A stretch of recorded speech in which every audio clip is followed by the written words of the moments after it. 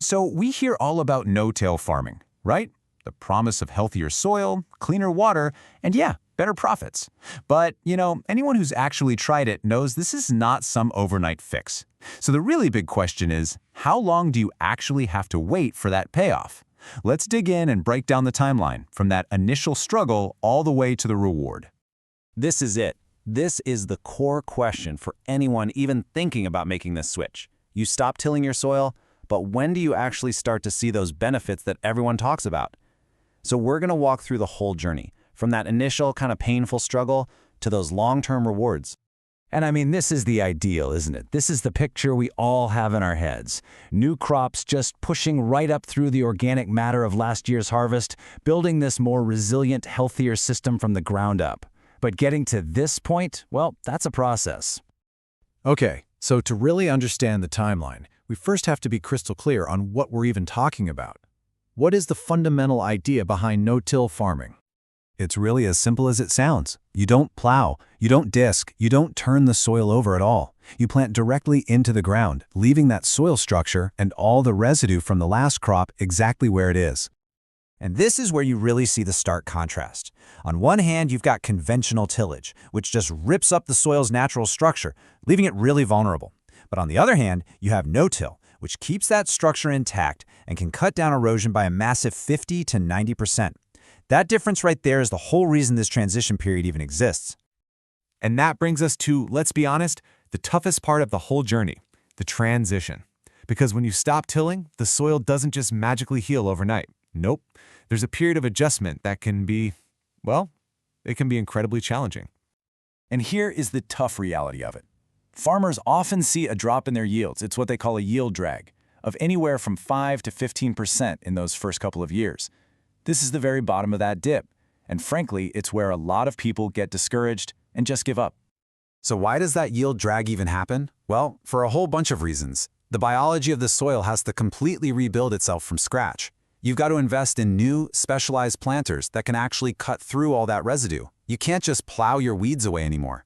It's a huge mental shift, a totally different way of managing things, and it requires some serious patience. But, and this is a big but, if you can push through that initial dip, that's when things really start to change. The soil begins to wake up, and you can actually see the system rebuilding itself layer by layer. So this is pretty much what you're starting with. After years of tillage, the soil can be really compacted, just not great structure. Water has a hard time soaking in, and there's not a whole lot of life down there. Then, maybe around year 3, you start to see this. The earthworms come back. And look, this isn't just some nice little detail. This is everything. They start burrowing, creating these little channels for air and water. They are literally rebuilding your soil structure from the inside out. And this is the long-term goal. After about a decade, that same soil is completely transformed. It's got this stable, crumbly structure that can hold on to water and nutrients. It really starts to look and act like that rich soil you'd find in a healthy, natural pasture. And that whole change is driven by an absolute explosion of life. I mean, we're talking a 60 to 80% increase in earthworms. They are the engineers of this entire turnaround, a super visible sign that the system is finally healing. Okay, so the soil is getting healthier, we see the worms, that's great. But what does that actually mean for the farm? For the yields and the bottom line? This is where having long-term data becomes so incredibly powerful. This is the million-dollar question, isn't it? And thankfully, we're not just guessing here. There's a landmark 30-year study from Michigan State University's Kellogg Biological Station, and it gives us some very specific answers. Now check out this timeline from the study. It's fascinating. It's not an instant switch. It's around year 8 that soybean yields start to consistently pull ahead. By year 10, the soil's ability to soak up water is way better. And the big one? Year 13. That's the magic number when no-till officially becomes more profitable. And by year 15, even the corn yields are consistently beating conventional methods. It definitely takes time, but those benefits just keep compounding. And this graph, wow, this graph just illustrates that 13-year turning point perfectly.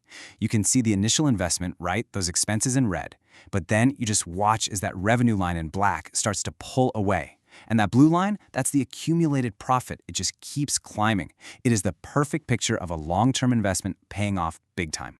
But, and this is a really critical point, getting results like the ones in that MSU study takes more than just parking the plow and calling it a day. It's not about flipping a single switch, it's about changing the entire system. There's a great quote from soil health specialist Barry Fisher that puts it perfectly. He says, "No-till is the foundation, but it's just one piece of a bigger soil health management system. You really have to think about the whole farm ecosystem."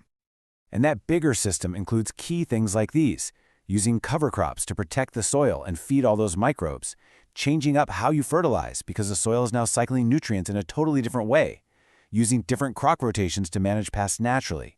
It's a holistic approach, and all these pieces together make that no-till foundation strong. So, when you step back and look at all this, it's pretty clear. This is not a quick fix. The path to healthier soil is a marathon, not a sprint. But as we see those benefits compound in soil health, in resilience, and in profitability, the real question becomes, in a world that's always changing, is this a marathon we can afford not to run?